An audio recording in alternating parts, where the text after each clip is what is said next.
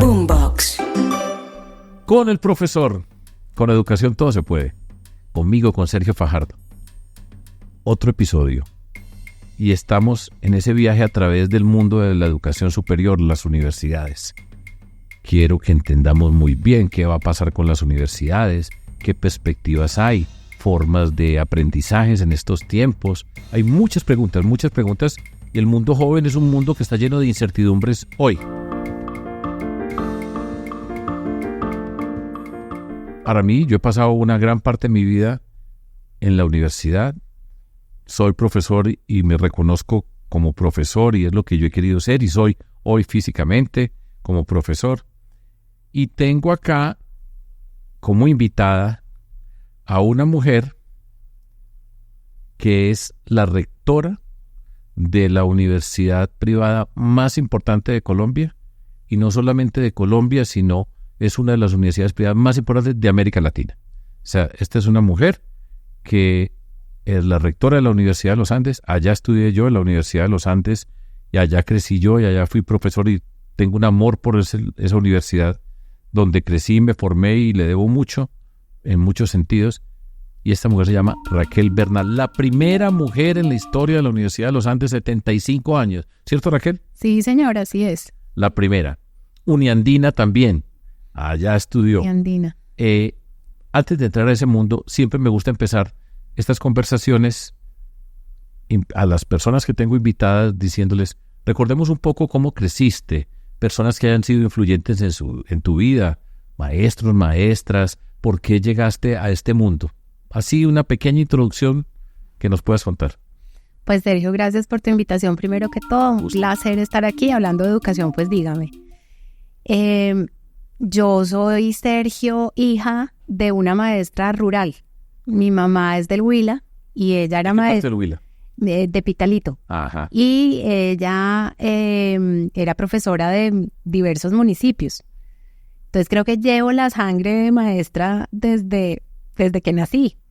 Y mi padre de Boyacá, de Garagoa. Okay. Y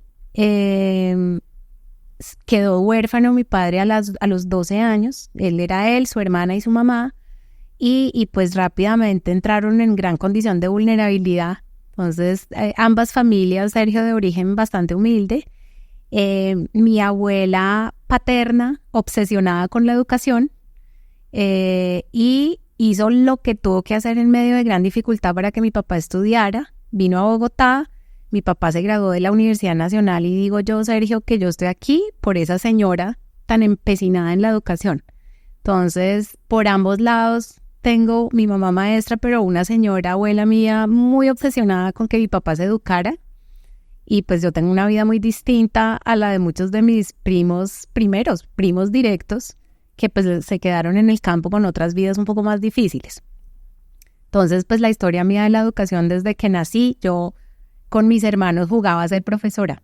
Ese era mi juego favorito. Yo tengo 2 hermanos chiquitos y entonces creo que también nací con esa vena. Soy una convencida del poder transformador revolucionario de la educación y pues yo soy un ejemplo de eso, de esa historia familiar que tengo.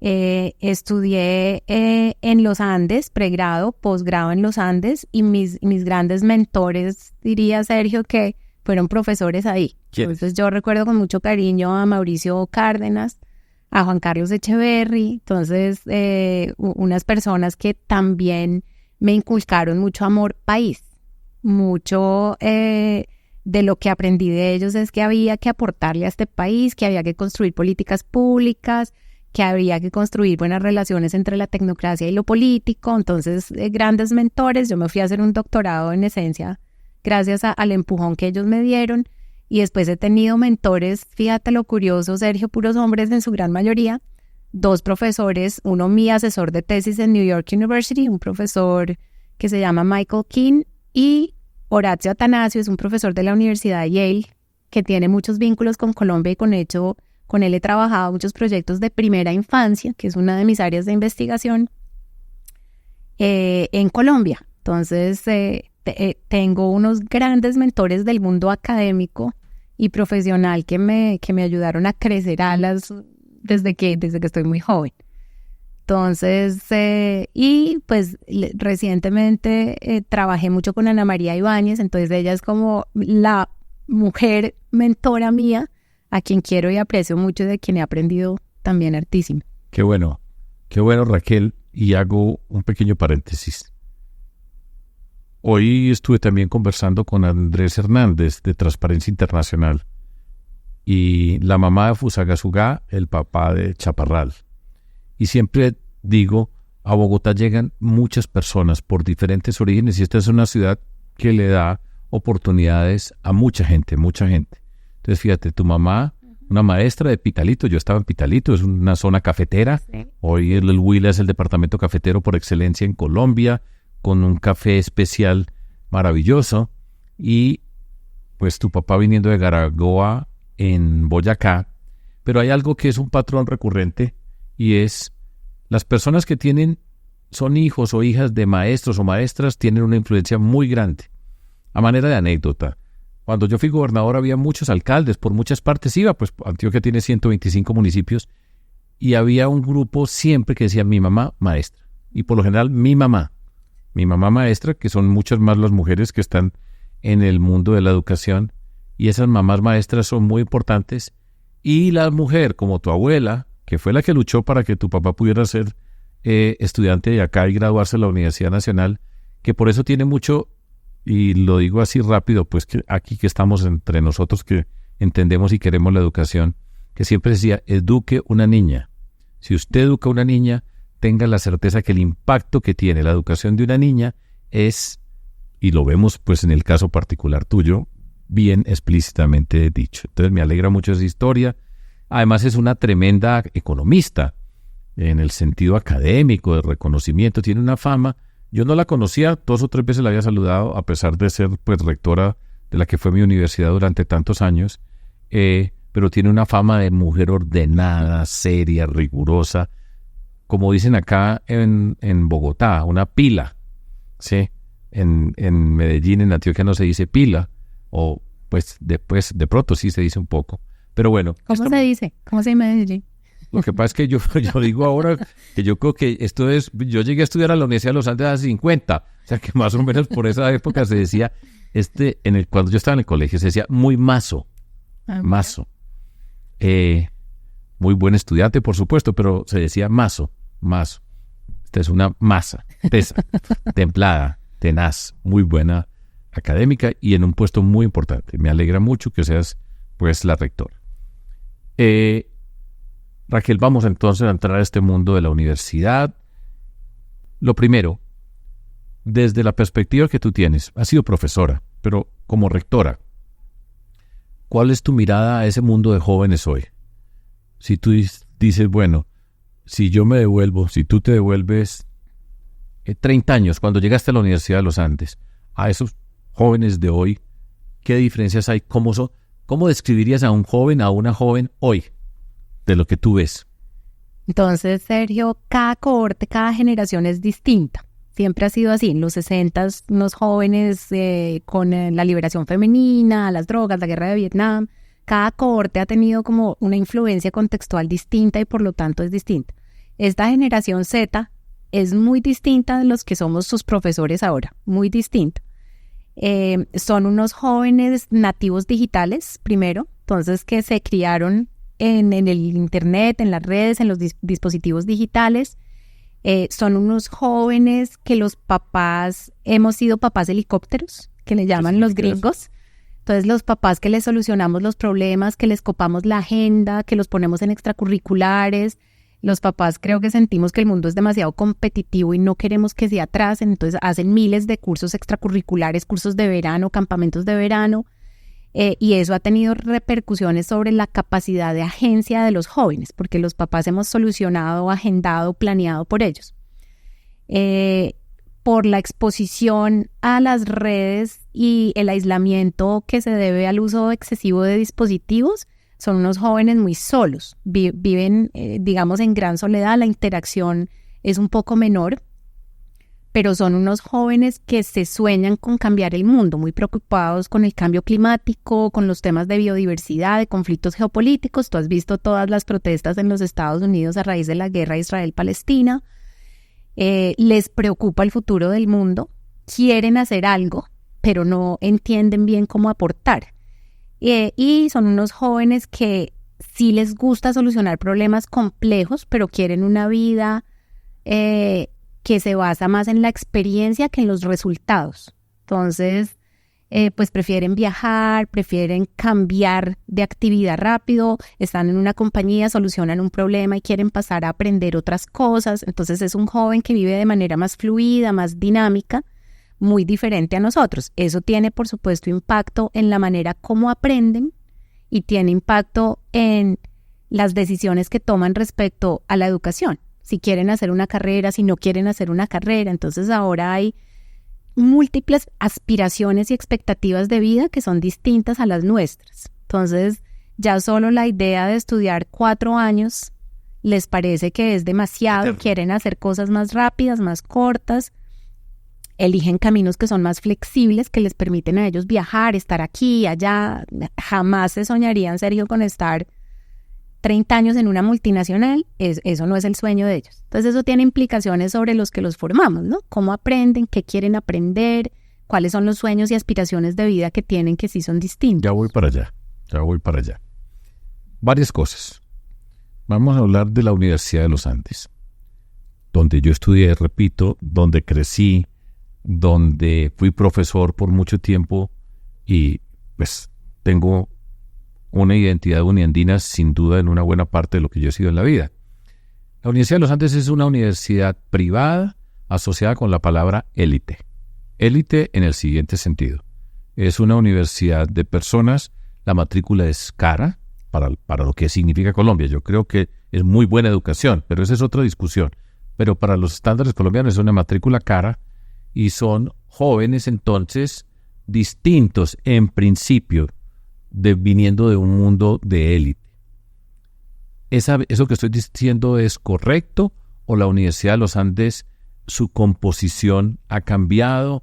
Hay una universidad que sigue siendo buenísima por cualquier estándar, donde sea. Yo siempre decía, un estudiante unandino se puede parar en cualquier lugar del mundo. Estoy convencido de eso.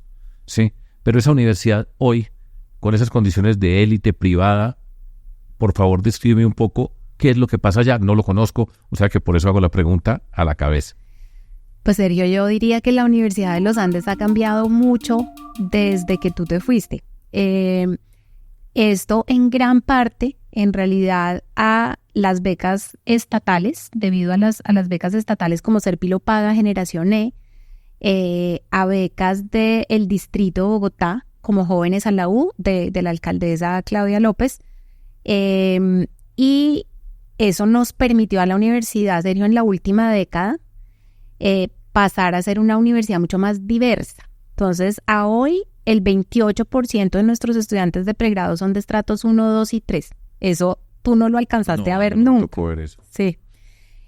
Y esa universidad más diversa realmente que nos ha cambiado totalmente la cara, la forma de aprender, las interacciones en la universidad. Yo creo que, Sergio, la diversidad es absolutamente crucial en una universidad, porque es el espacio, es un laboratorio de la democracia, la universidad. Es el espacio en donde la gente diferente puede conversar en total libertad de expresión. Entonces, eso fomenta la posibilidad de lograr consensos y la generación de conocimiento, porque es el espacio en donde tú puedes hacer cualquier pregunta sin que nadie... Todo el que esté allá es buenísimo estudiante, o sea, es como en la Universidad Nacional. Sí. Yo siempre recuerdo estas cifras, se presentan 60,000, escogen 6,000 muy buenos estudiantes. O sea, ya pues lo mismo, en la Universidad de los Andes, buenos estudiantes, todos son buenos allá. Sí, Sergio, y además pues de esos programas de becas, esos eran para los superpilos, por eso se llama Ser Pilo Paga. Claro. Entonces esos eran unos jóvenes que la pilera está medida por las pruebas Saber 11. Entonces son unos jóvenes que al menos en esa prueba son excelentes. Ahora, los jóvenes becados, Sergio, en todo caso, aunque les vaya bien en la prueba Saber 11, tienen unos contextos difíciles, ¿no? Vienen de unos contextos muy vulnerables. El contexto cultural donde crecen y llegan a una universidad en Bogotá, la capital de la República, donde va una muy buena parte de la élite de la sociedad bogotana colombiana. Cuenta un poco qué pasa ahí. Entonces provienen de unos contextos que son difíciles, como le llamamos nosotros, son unos contextos que no apalancan el éxito académico porque no tienen los mismos recursos. Los padres no tienen la misma educación que los padres de otros de nuestros estudiantes. Entonces, lo que ha hecho la universidad es invertir mucho en el apoyo académico a los estudiantes becados para garantizar que tienen el mismo éxito académico que los no becados.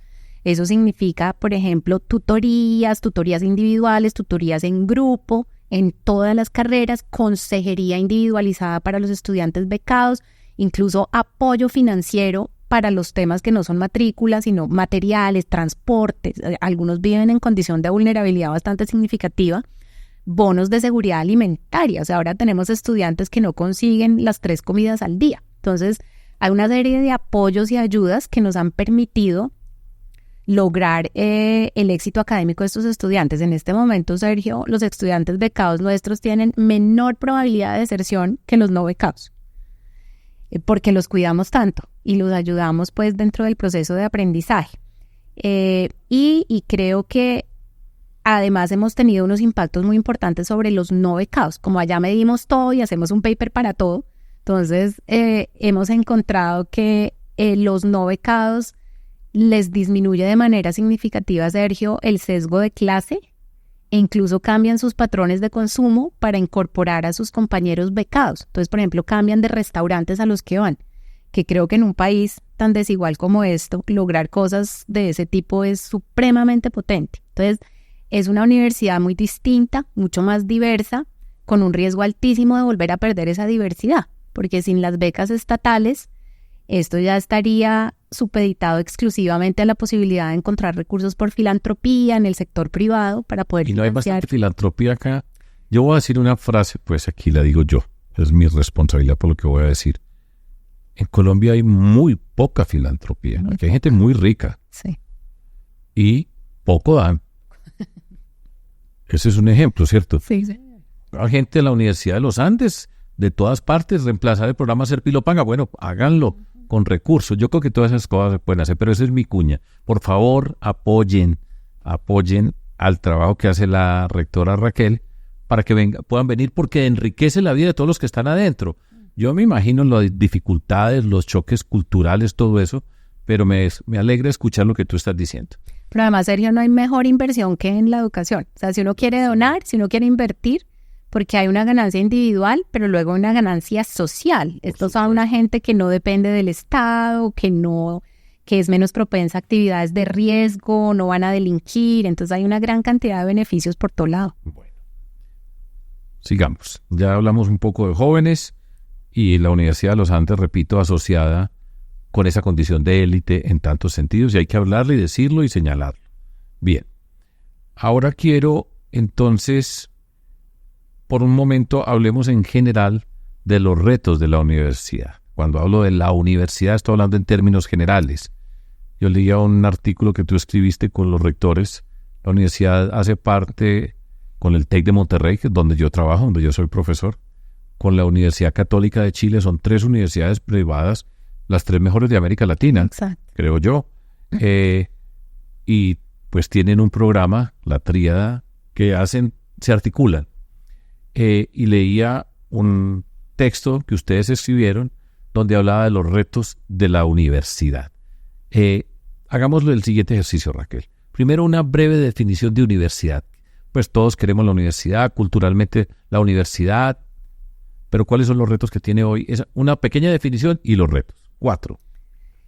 Entonces, la universidad, Sergio, es el espacio para el florecimiento humano, para la construcción de la ciudadanía y para la generación de conocimiento, emprendimiento, innovación. Entonces, es esa capa de la sociedad que no solo forma a la gente que va a vivir en esas sociedades, sino que ayuda a pensar todo el tiempo en esas sociedades cómo deben avanzar y cómo lograr unos países que sean equitativos, sostenibles, justos. Entonces, pues es un sitio maravilloso para pensar, crear y formar a las personas que permitan hacer florecer las sociedades en las que vivimos. La educación superior ahorita está supremamente retada. Yo les llamo retos, pero me parecen todos que dan entusiasmo. O sea, es una época de cambio, de transformación que invita a experimentar y a innovar. Entonces, el primer reto es la cuarta revolución tecnológica, que también le llaman la digital, que además se le pegó en el año 2023 la introducción de la inteligencia artificial generativa, ¿no? Sí. Entonces nos cayó de un día para otro. Eso ha significado, Sergio, que todo lo que hace el ser humano ha cambiado. Entonces la manera en que interactuamos, las relaciones personales, el trabajo y la vida colectiva, la vida en sociedad han cambiado. Entonces las redes, la inteligencia artificial han cambiado la manera como se hace todo. Entonces el banco está a la vuelta de un clic. Los zapatos se compran a la vuelta de un clic. A uno le mandan el carro a la casa después de haberlo pedido totalmente customizado por internet. Entonces la vivencia humana ahora es muy distinta y eso ha implicado que los trabajos sean diferentes. Las universidades, Sergio, después de la religión, somos la segunda institución más rígida, llamémoslo, menos propensa al cambio. Sin duda. Somos una institución muy tradicional. Es difícil cambiar una universidad. Exacto. Entonces, la manera como nos debemos aproximar al proceso de enseñanza-aprendizaje creo que debe tener en cuenta ese nuevo mundo en el que los jóvenes están viviendo. Bueno, va uno. Digamos. Vamos a poner dos temas ahí. Vamos a mencionar uno que a mí me conmovió. Ya vas a ver por qué. Yo te escuchaba a ti y puse atención a unos discursos y tú no eres precisamente la fan número uno del mundo digital, de las redes y todo eso. Está bien, yo vengo de otro mundo, yo estoy entrando al mundo digital, estoy aprendiendo, descubriendo y disfrutando. Es como aprender otra lengua, otra cosa, y me gusta. Pero hubo un incidente alrededor de la Universidad de los Andes, cuando en ese mundo digital unos estudiantes de la Universidad de los Andes hicieron unos comentarios pues, profundamente desagradables, pues voy a poner una palabra muy elegante, bochornosos, pues para uno oía eso y dice, yo no puedo creer. Pero después, con relación a la Javeriana y cosas, uno diría tontas, pero no son tontas, ese tipo de cosas no pertenecen a ese ámbito, pero tú después asumiste una responsabilidad y pues manejaste muy bien, le pusiste altura a una discusión que era muy difícil, muy desagradable para la universidad. ¿Por qué no nos explicas un poco acerca de ese evento? ¿Cómo lo asumiste? ¿Qué sentiste? Entonces, esta Sergio, es uno de los riesgos de las redes. Yo creo que tiene muchas cosas positivas porque es la democratización del conocimiento. Yo creo que la democratización del conocimiento es muy importante para el mundo, pero sobre todo para sociedades tan desiguales como la nuestra. Entonces, tiene muchas ventajas. Pero tiene la gran desventaja de la desinformación, por el otro lado. Entonces, que es difícil para el ciudadano filtrar de las redes qué es verdad, qué no es verdad y cómo leer ciertos tipos de información. Ahí es donde también entramos las universidades como formadoras de ciudadanos con gran pensamiento crítico. Entonces, en este evento pues están los jóvenes que se llaman a ellos mismos los influencers, entrevistan a estudiantes primíparos de la Universidad de los Andes que llevaban un día de primíparos en la universidad y pues los muchachos con las preguntas que les van haciendo van diciendo que pues los Andes es fantástica en detrimento de otras universidades con descripciones que no fueron las más afortunadas. Y pues la universidad, yo lo que quise hacer fue entablar un debate sobre el rol de las universidades, que nosotros estamos justamente ahí para formar a esos jóvenes que llegan a sus 17 añitos, ahora llegan jovencitos. Esos jóvenes que están en su primer día de primíparos son justamente las personas a las que vamos a formar para que estén listas a salir a una sociedad democrática. Que ese es el espacio en donde los vamos a formar, entonces que pues no los juzguen, que estamos en ese proceso de formación y conversando con estudiantes de la universidad que ya llevan más semestres, pues hicimos ese video que creo que tuvo un mensaje muy potente de la diversidad está bien, todas las universidades somos distintas, pero todas somos indispensables, somos ese espacio en el que se crea conocimiento, se genera ciudadanía y podemos participar de manera más rigurosa en la democracia. Pero Sergio, sigo pensando que acá la potencia es la universidad que forma al ciudadano con pensamiento crítico. Cómo aprender a filtrar esa información. De hecho, ese es un segundo reto, la formación ciudadana dentro de la universidad. Formación ciudadana, sí. Entonces, el segundo reto es que justamente como resultado de la digitalización de la vivencia humana, le llamo yo, pero también de la crisis climática, de los conflictos geopolíticos, pues el modo de interacción de las sociedades ha cambiado mucho. Yo sí veo unos liderazgos muy autocráticos, Sergio, muy populistas. Veo liderazgos que no están protegiendo la democracia, que es lo más sagrado que tenemos como sociedades. Entonces, pues eso me lleva a pensar que nuestra tarea como formadores de ciudadanos se vuelve todavía más importante. En los Andes, y tú lo sabrás bien, pues nos ufanamos mucho de que pues sí queremos formar al matemático, al economista, al ingeniero, pero que en realidad nuestra misión principal es formar al mejor ciudadano que Colombia pueda tener. Y sigo pensando que esa es la misión más importante. O sea, los estudiantes seguramente van a encontrar cómo ganarse la vida, pero vivir en comunidad, la vida colectiva, para eso es que los tenemos que formar más. Las ciencias sociales, pequeño paréntesis.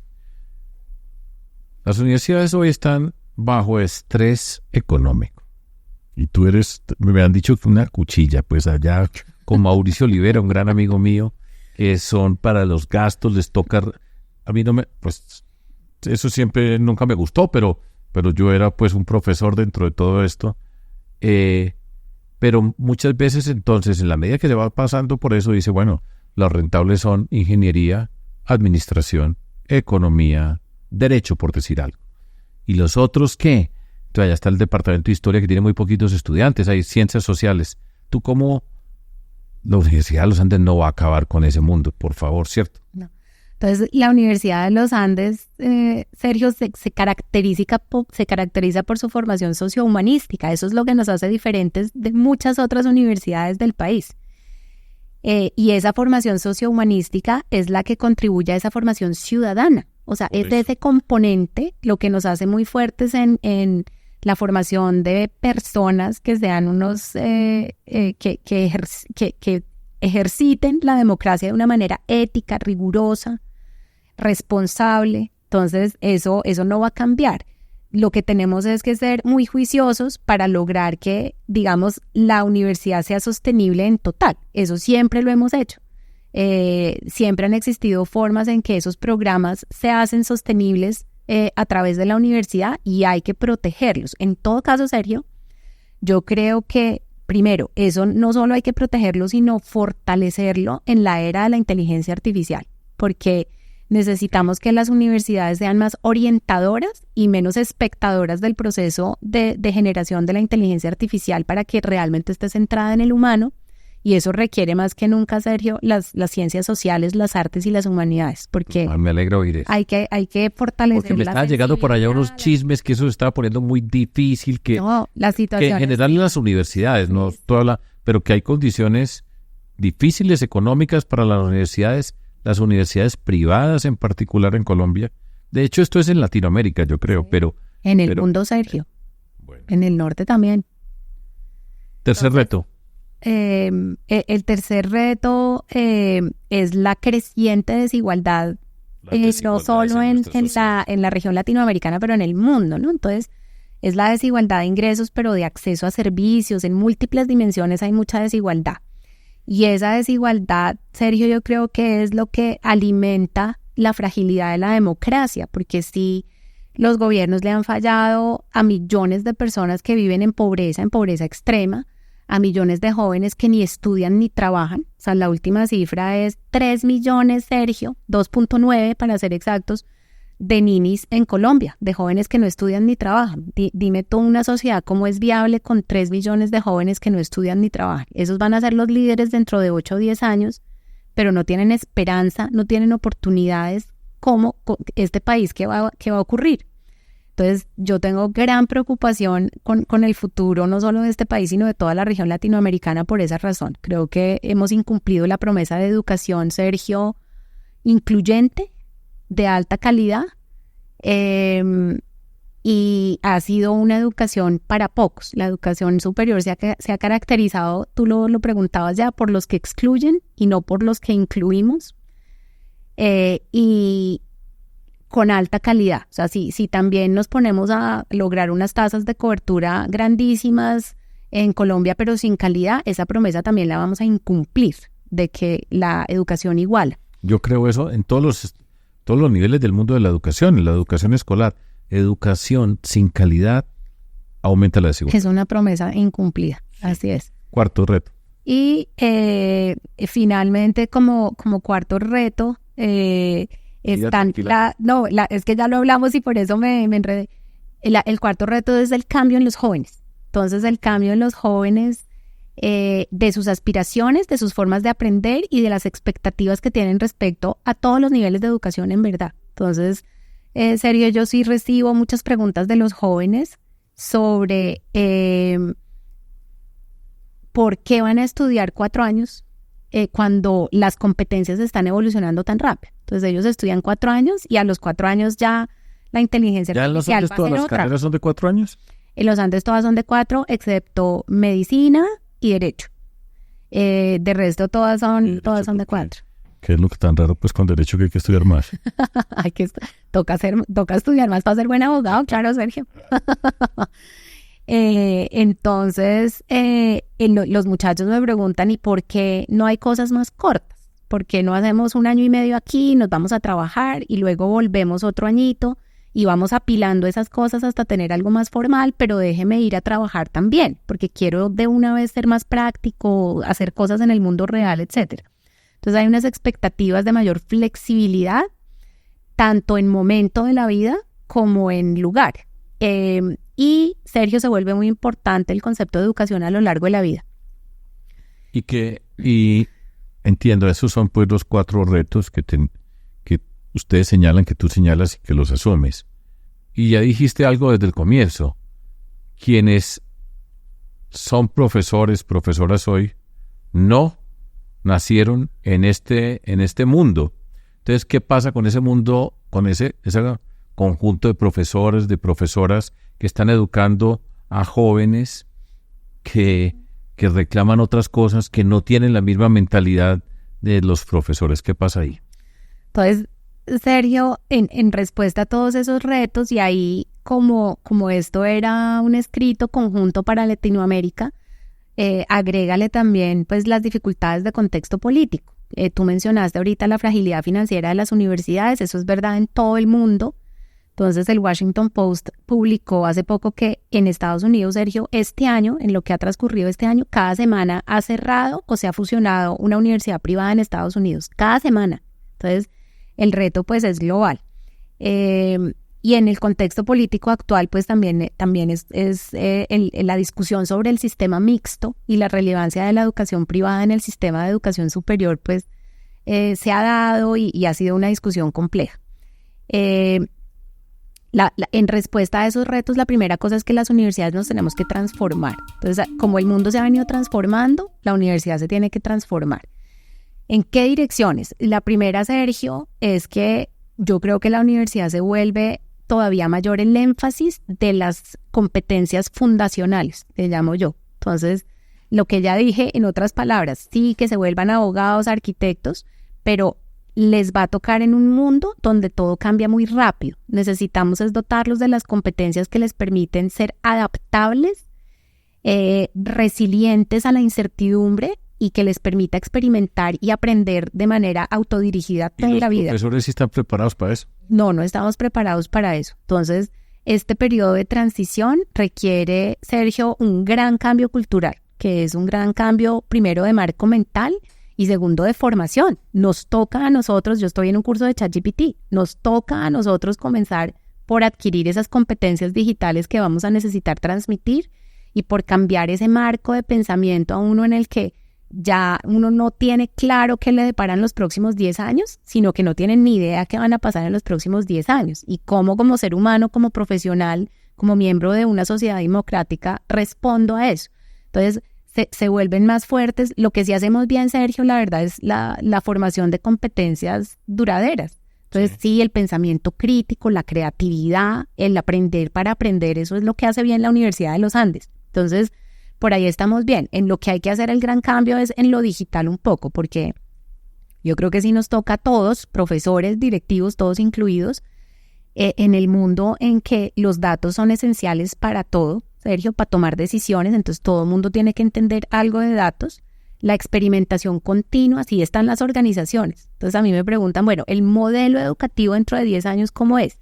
No tengo certeza, pero ya estoy experimentando con cosas que creo que deben estar ocurriendo. Esa experimentación está en todas las organizaciones. Entonces, las personas debemos estar en capacidad de tener método para experimentar, agilidad y luego la colaboración, Sergio. Creo que en estas épocas trabajar de manera interdisciplinaria, multidisciplinaria, colaborativa se vuelve indispensable. O sea, la crisis climática no la vamos a solucionar desde los biólogos solitos trabajando en su laboratorio. Eso tiene que ser todo el mundo. Entonces, creo firmemente en una formación interdisciplinaria de base. No que después uno se junta con el biólogo y con el geógrafo y con el economista, sino que es una formación de base. Estamos creando algunos de esos programas en los Andes ya.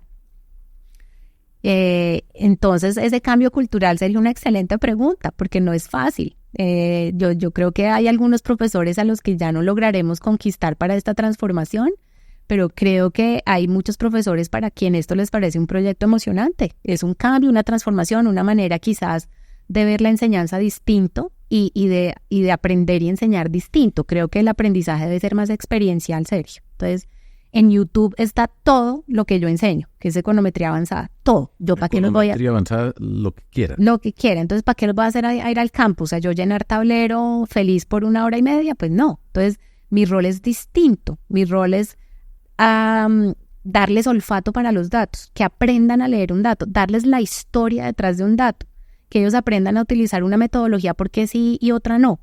Entonces, mi rol es más de guía que de reina ya en el tablero. Entonces, todo eso, Sergio, es un proceso que no está fácil. Tú ya sabes cómo somos las universidades. Es difícil porque es que esa es la paradoja. Allá se trabaja el futuro, se está preparando, pero como institución para cambiar es muy complicado. Bueno, me alegra escuchar eso y yo creo que las universidades en todos los campos que tienen condición de avanzada de liderazgo, pues tienen una responsabilidad. Entonces voy a hablar un poco acerca de esa responsabilidad, algo que a mí siempre me ha preocupado, y es lo siguiente. En la educación nuestra, en general, lo que está pasando es que la educación está aumentando las desigualdades. Estamos en una educación privada, una educación pública, y cada vez en lugar de crear condiciones para encontrarnos, va separando y aumenta las desigualdades, cuando la educación tiene que ser una condición indispensable para construir una sociedad equitativa, justa. Entonces ese es un trauma.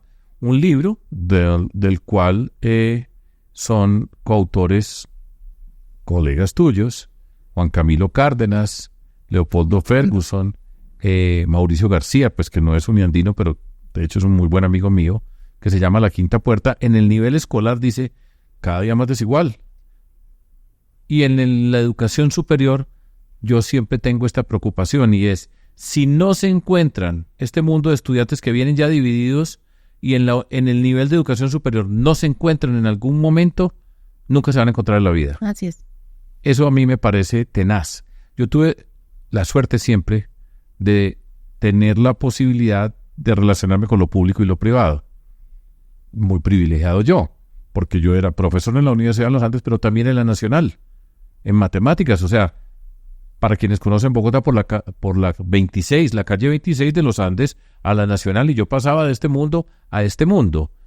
Y pues siempre me gustó, y siempre eso me enriqueció a mí siempre la mirada de la sociedad. Pero no veo, si estoy equivocado, y yo creo que se tienen que diseñar además encuentros entre la universidad pública y la universidad privada, generar condiciones para que estos estudiantes se encuentren. Y estoy seguro que si se encuentran, por lo que yo siempre viví, cuando fui gobernante, siempre estaba empujando eso en mi tierra, en Medellín, en Antioquia, con la Universidad de Antioquia, que es una gran universidad pública, ya siempre estaba propiciando eso. ¿Hay alguna esperanza de que eso pueda pasar? ¿O la vida como vamos nos va a llevar en que cada vez más desiguales? Entonces, Sergio, voy a regresar a la universidad en un segundo, pero no me aguanto las ganas de, cuando hablamos de desigualdad, de hablar de primera infancia. Entonces, es verdad que en todo el continuum educativo hay que hacer esto, de ser incluyentes con calidad. Pero Sergio, algo que me gusta de la ley estatutaria es la inclusión de la educación inicial de manera contundente dentro de nuestra política pública. Está bien, yo creo que nadie está en contra de eso. Exacto. A los 5 años de edad, Sergio, el niño de estratos altos de 5 años habla como un niño de 5 años y el niño de 5 años de estratos bajos habla como un niño de 3 años y medio. O sea, a los 5 años ya hay una brecha de aprendizaje gigantesca que ya no se cierra, Sergio. Entonces, digamos, la mejor inversión para que las brechas socioeconómicas no emerjan es en la primera infancia, de esto no tengo la menor duda. ¿Qué podemos hacer la universidad? Dado que si las brechas ya están, Sergio, cada vez se vuelve más caro reducirlas, más caro y más difícil. Entonces, al llegar a la universidad, yo creo, Sergio, tengo la esperanza que esta nueva educación de la que yo estoy hablando pueda ser más asequible e incluyente. Entonces, lo primero, creo que la virtualidad puede ayudar en las brechas de aprendizaje que además, Sergio, se exacerbaron con la pandemia. O sea, no creas que esto es un estudiante de un colegio público pequeño o en un municipio pequeño. Estudiantes bogotanos con ICFES de 350 están sufriendo. Las brechas de aprendizaje fueron terribles. Entonces, yo creo que las universidades privadas, apalancándonos en lo que tenemos y en la virtualidad, podríamos aportar mucho al sector público. Por ejemplo, siendo productores de contenidos que después los colegios o las universidades de menor calidad pudieran usar. Y ahora se puede con la tecnología. Acá la gran limitante es la conectividad. Yo creo, Sergio, que además el acceso a tecnología va a ser otro exacerbador de la desigualdad. Porque si esto también ocurre solo para unos, los formamos para la tecnología y a otros no, se va a volver todavía más desigual todo. Entonces, yo creo que las universidades podemos hacer más así. La educación no formal, Sergio, nosotros estamos haciendo varias cosas. Entonces, tenemos, por ejemplo, algo que llamamos un ciclo básico, o sea, como si fuera un primer año de nivelación para entrar a educación superior, que ofertamos en colegios públicos a cursos de 10º y 11º. Y el objetivo, Sergio, es cerrar brechas. Seguramente esos estudiantes no llegarán a los Andes, pero lo que queremos es que la Universidad de los Andes, por la calidad que tiene, los pueda poner en otra trayectoria de vida que les permita al menos una técnica, una tecnológica o una profesional en una universidad, digamos que no necesariamente debe ser los Andes. Entonces, esos programas no formales de cierre de brechas, producción de contenidos, trabajo colaborativo con las universidades, yo creo que es nuestra responsabilidad en un país tan desigual. Entonces, apalancando en la tecnología, trabajando en alianzas, tampoco, Sergio, creo que podamos trabajar solos de aquí en adelante. Esto tiene que ser todo en alianzas y es universidades privadas con públicas, pero también el ecosistema educativo, Sergio, está muy enriquecido. Entonces, ahora hay las edutechs, un montón de otros actores que también son formadores de manera un poquito más informal, pero están ahí, están bien establecidos, tienen una demanda inmensa y cómo más bien trabajamos juntos para que esto no se vuelva simplemente de formar competencias, sino que a través de las plataformas que ahora son más asequibles para un gran número de gente, también nosotros podamos enriquecer eso para la ciudadanía, para el pensamiento crítico, para un ciudadano de visión más amplia. Cuando yo estaba, pues hace ya unos cuantos años, en la Universidad de los Andes y en la Nacional, que iba de lado a lado, con estudiantes maravillosos en los dos lugares, yo siempre, pues me acuerdo que había unos programas que pretendían que la Nacional y los Andes interactuaran. ¿Eso ha avanzado o realmente ha sido, era mínimo en ese momento? Yo era de los que creía, pues estaban las dos, pero ¿eso ha avanzado o se ha quedado como una buena intención realmente, pero no se dio? Las dos mejores universidades de Colombia en ese sentido, trabajando juntos, estudiantes, es que eso en un bus, pues es Es un trecho corto. En bicicleta se van en 15 minutos de Los Andes a la Nacional. Entonces, Sergio, en cuanto a programas, no hemos avanzado mucho. Ni siquiera podemos dentro de la universidad a veces hacer programas conjuntos. Por eso te cuento que ya lo estamos haciendo, porque me parece como un lograzo que logremos un programa interdisciplinar incluso dentro de la universidad. Pero trabajamos con la Nacional, con otras públicas y con otras privadas en proyectos más de generación de conocimiento o en formación de talento humano, pero digamos no necesariamente en programas conjuntos. Entonces, tenemos una fundación con universidades públicas y privadas que financia estudiantes de maestría y doctorales a través de recursos de regalías que administramos las universidades conjuntamente, y tenemos como centros de investigación, uno de mares, de áreas oceánicas, de biodiversidad marítima y otro de paz. Entonces, hay como 3 iniciativas, en las 3 estamos con la Nacional, por ejemplo, y otras universidades, con Univalle, con Uniantioquia, y universidades privadas, y creo que esto ha sido muy bueno, Sergio, porque no llegamos a la pura formación entre todos, pero sí estamos haciendo temas de investigación, de formación territorial juntos. Creo que eso ya es un buen comienzo. Es un buen comienzo, pero bueno, yo me he soñado siempre muchísimo más, pero yo entiendo pues las dificultades de todo esto. 2 temas para terminar. 1, yo escuché anoche con mucha atención el discurso que tú presentaste a los estudiantes que se estaban graduando de la Universidad de los Andes, que es una ceremonia muy especial, pues cuando ya uno se va a graduar, todas esas cosas. Y tú hablabas mucho de líderes. Estudiantes de la Universidad de los Andes tienen implícita una condición de líderes. Están en una universidad muy buena y van a salir a la sociedad, y la rectora le está diciendo, ustedes van para la sociedad y ustedes van a ser líderes. ¿Cómo entiendes tú esas condiciones del liderazgo? Yo le puse atención, porque yo soy profesor de liderazgo público. Entonces, me interesa mucho el tema.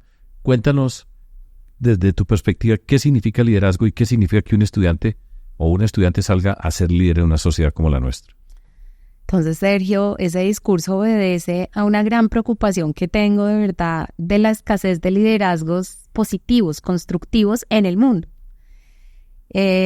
Yo siempre desde jovencita he tenido como personas a las que admiro mucho. Ahora digo, de verdad que qué escasez de liderazgo que inspire. Entonces, y eso me preocupa en una coyuntura de fragilidad de la democracia. Entonces, primero eso era como el motivador de ese discurso. Yo, Sergio, además no es que haya sido líder por una gran cantidad de tiempo. Pues soy líder de mis clases como profesora, de mis equipos de investigación, pero pues en esta tarea administrativa más gerencial llevo más bien poco. Pero creo en el liderazgo desde cualquier cosa que uno haga. Primero que todo, no es que uno tiene que ser el presidente de la República, ni el rector, ni el gobernador.